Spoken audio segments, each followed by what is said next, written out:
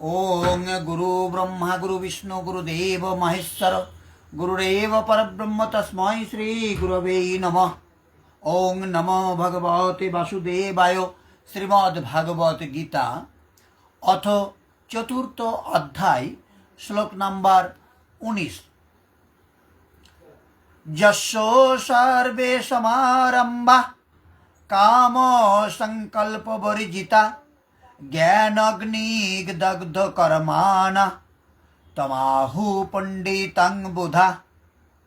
অনুবাদ, যার সমস্ত কর্ম প্রচেষ্টা কাম ও সংকল্প রহিত তিনি পূর্ণ জ্ঞানে অধিষ্ঠিত। পণ্ডিত জ্ঞানীগণ বলেন যে তার সমস্ত কর্মের প্রতিক্রিয়া পরিশুদ্ধ জ্ঞানাগ্নির দ্বারা দগ্ধ হয়েছে। অর্জুন,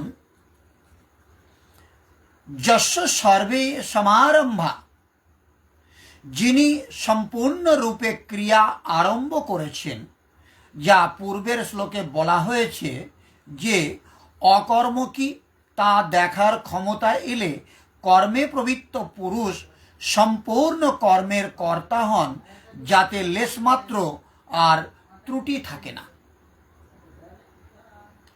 কাম সংকল্প বর্জিতা, ক্রমশ উত্থান হতে হতে যখন এতটা সূক্ষ্ম হয় যে বাসনা এবং মনের সংকল্প বিকল্পের ঊর্ধ্বে উঠে যায়, কামনা এবং সংকল্পের নিরুদ্ধ হওয়ায় মনের জয়ী অবস্থা।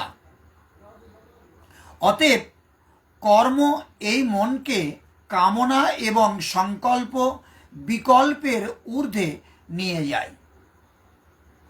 সেই সময় জ্ঞানাগ্নি দগ্ধ কর্মাণম, মানে অন্তিম সংকল্প শান্ত হওয়ার পর যাকে জানি না জানার ইচ্ছুক ছিলাম সেই পরমাত্মার প্রত্যক্ষ জ্ঞান হয়।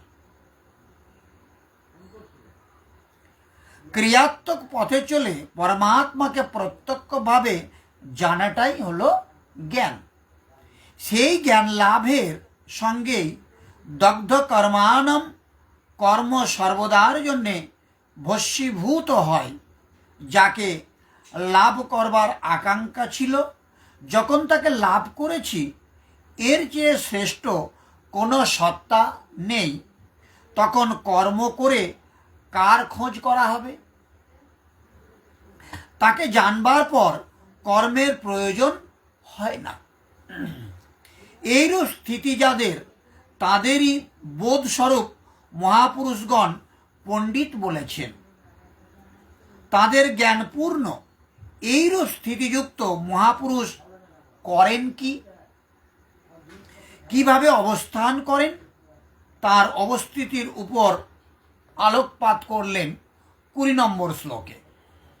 আমরা এই 19 নম্বর শ্লোকের তাৎপর্য কি বলেছে এটা একটু জেনে নিই।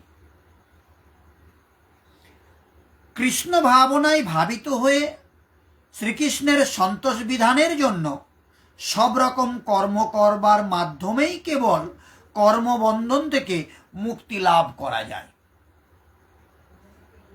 কৃষ্ণ ভাবনার অমৃত লাভ করেছেন যে ভক্ত, তিনি বিশুদ্ধ ভগবত প্রেমের দ্বারা উদ্বুদ্ধ হয়ে কর্ম করেন। তাই তার কোনো রকম কর্মফলের প্রতি আগ্রহ থাকে না। তিনি এমনকি তার ব্যক্তিগত জীবনযাপনের ব্যাপারেও নিস্পৃহ থাকেন, কেননা তিনি সর্বতোভাবে ভগবান শ্রীকৃষ্ণের উপর নির্ভরশীল। তিনি কিছুই সংগ্রহ বা সঞ্চয় করতে চান না, কিন্তু যা কিছু তিনি লাভ করেছেন সেসবও সুরক্ষিত করতে চান না। তার সাধ্য অনুসারে সর্বতোভাবে তিনি তার কর্তব্য পালন করেন এবং সব কিছুর জন্য কৃষ্ণের উপর নির্ভর করেন। এই ধরনের নিরাসক্ত কৃষ্ণ ভক্ত ভালো ও মন্দ সব রকমের কর্মফল থেকে মুক্ত, যেন তিনি কোনো কিছুই করছেন না। এটি অকর্ম অর্থাৎ ফলহীন কর্মের লক্ষণ। তাই কৃষ্ণ ভাবনা রহিত যে সমস্ত কর্ম, সে সবই জীবকে কর্মফলের বন্ধনে আবদ্ধ করে রাখে, আর সেটি প্রকৃত বিকর্ম, যে সম্বন্ধে পূর্বে বলা হয়েছে।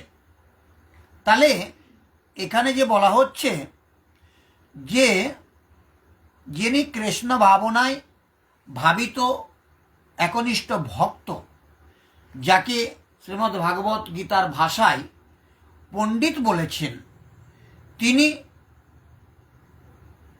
কোনো কিছু সংগ্রহ বা সঞ্চয় করতে চান না।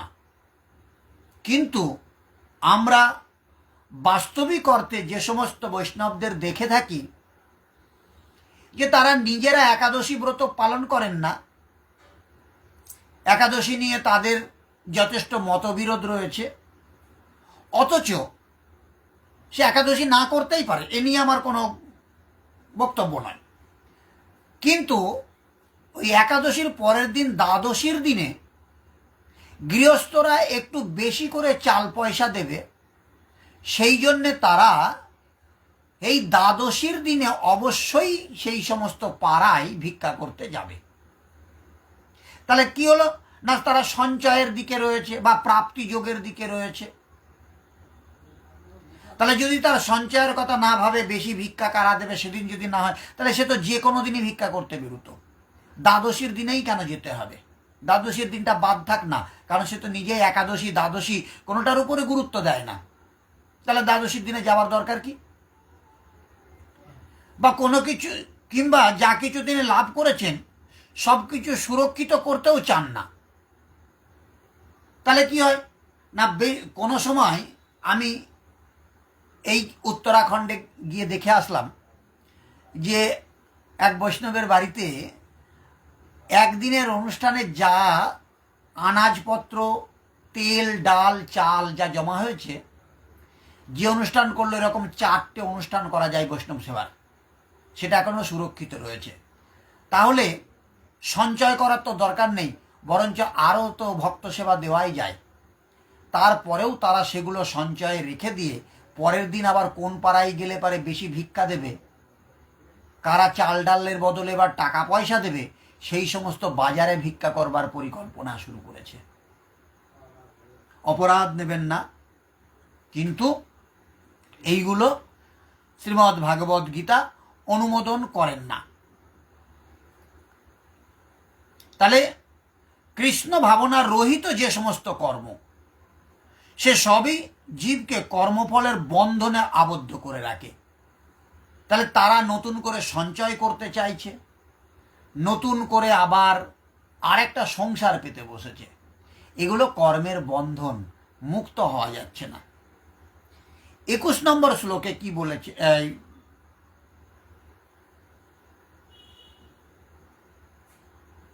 আমরা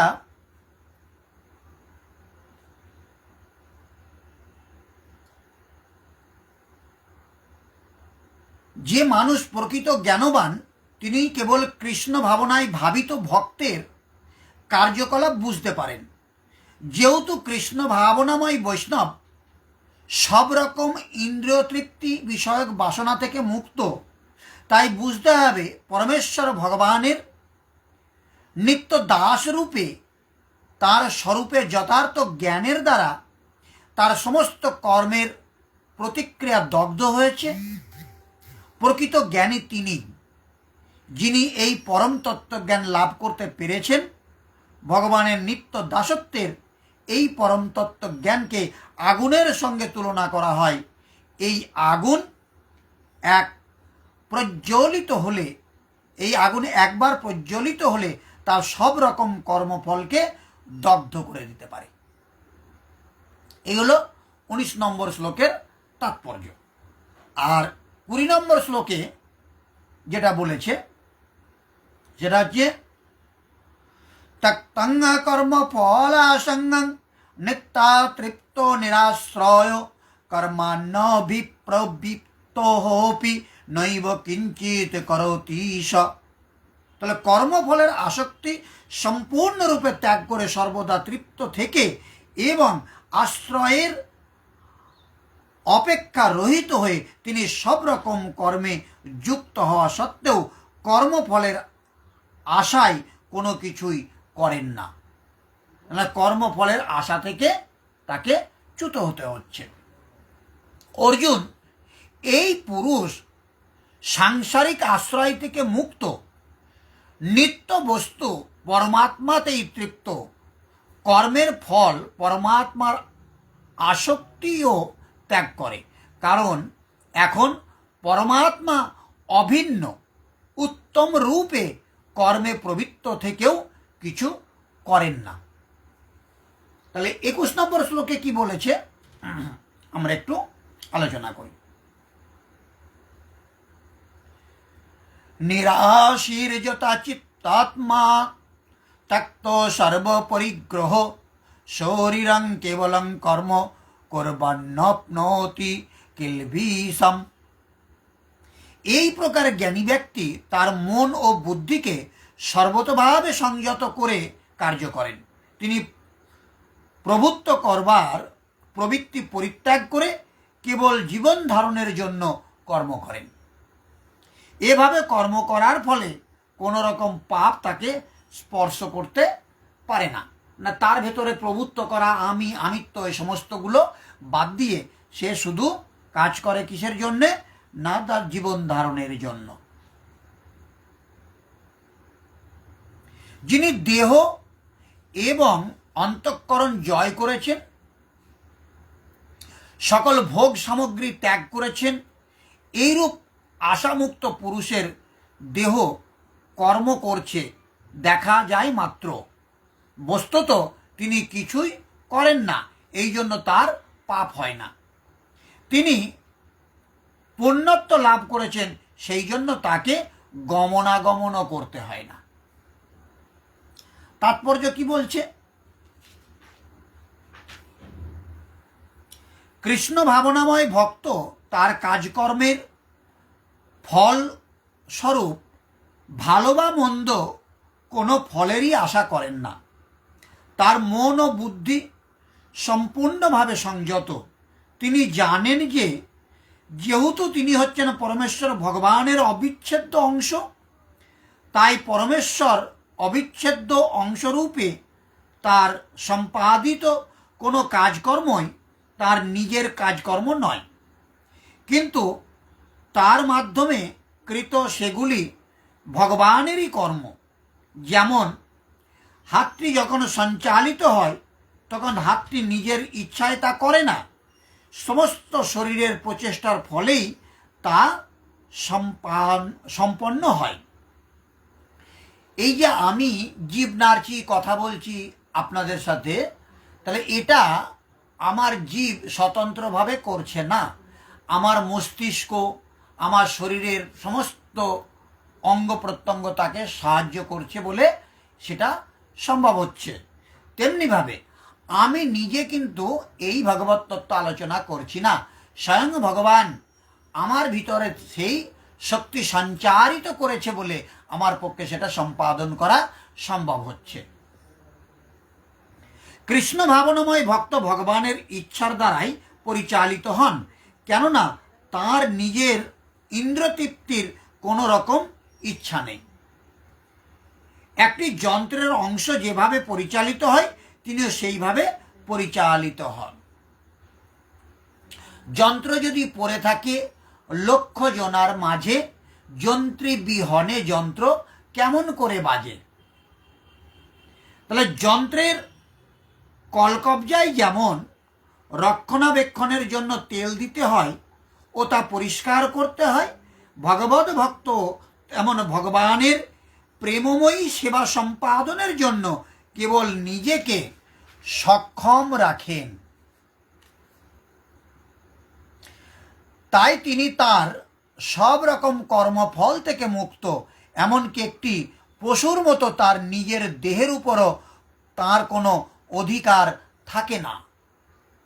একটা পশুকে, সেটা যে গরু পুষেছে, তে গরুটা তার নিজের অধিকার বলে তার দেহের উপর নেই। তার দুধটাও মালিক জোর করে দুয়ে নিতে পারে এবং তাকে দিয়ে জোর করে গাড়ি টানাতে পারে। তেমনিভাবে আমার এই দেহটা, আমার নিজের কোনো অধিকার নেই। তাহলে এই দেহটার কার অধিকার রয়েছে? না ভগবানের স্বরূপ যিনি, জীবের নিস্তার লাগি নন্দসুত হরি, ভুবনে প্রকাশ হলেন গুরুরূপ ধরি। তাহলে সেই গুরুরূপে যে নন্দসুত হরি আবির্ভূত হয়েছে আমার সামনে, আমার এই দেহটার উপর সম্পূর্ণ অধিকার তার। সে এটাকে নিয়ে যা খুশি করতে পারে। পশুর নিষ্ঠুর মালিক অনেক সময় তার অধিকারে থাকা পশুটিকে বলি দিয়ে থাকে, তবুও পশুটি কোনো প্রতিবাদ করতে পারে না বা করে না। তার প্রকৃত কোনো স্বাধীনতা নেই। আত্মোপলব্ধির পন্থায় সম্পূর্ণভাবে নিয়োজিত থাকার জন্য জড় বিষয়ের উপর আধিপত্য করবার মতো কোনো সময়ই ভগবত ভক্তের থাকে না। জীবন ধারণের জন্য অসৎ উপায়ে অর্থ সংগ্রহের প্রয়োজন তার হয় না। তাই এই সমস্ত জড়জাগতিক পাপের দ্বারা তিনি কলুষিত হন না। তিনি তার সব রকমের কাজকর্মের ফল থেকে মুক্ত থাকেন। আজ এই পর্যন্ত থাক।